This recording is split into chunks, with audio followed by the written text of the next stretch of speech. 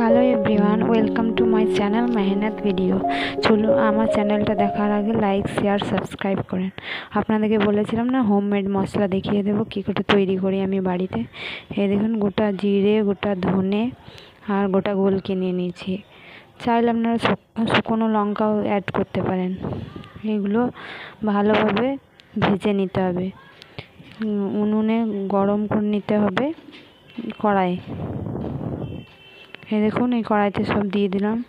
ভালো করে কড়াইটা যাতে গরম হয়, ভালো করে নেড়ে ছেড়ে যাতে যতক্ষণ না এর মধ্যে থেকে সেন্ট বেরোবে ততক্ষণ না নাড়তে হবে।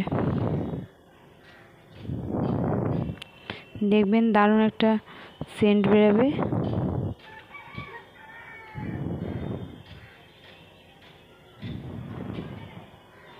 ভালোভাবে নেড়ে নেবেন আর হালকা লো ফ্লেমে এটাকে ভাজবেন, ঠিক আছে? নাহলে পুড়ে যাওয়ার ভয় আছে, তখন মশলাটা খেতে অতটা ভালো লাগবে না।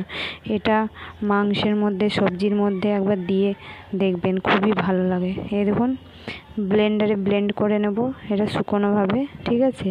আপনাদের বাড়িতে শিলনোড়া থাকলে শিলনোড়াতেও করতে পারেন। আর আপনারা কেমন হোমমেড মশলা তৈরি করেন অবশ্যই কমেন্টে জানাবেন। আমি এভাবেই তৈরি করি, ঠিক আছে? এবার ব্লেন্ডে ভালো করে ব্লেন্ড করে নেব। আপনাদের অনেক দিন থেকে বলেছিলাম একটা হোমমেড মশলা আমি বাড়িতে যে মশলাটা তৈরি করি দেখাবো। এই দেখুন, সেটা ভালোভাবে একবারে গুঁড়ো করে নিতে হবে। দেখুন কি সুন্দর ব্লেন্ড হয়ে গেছে।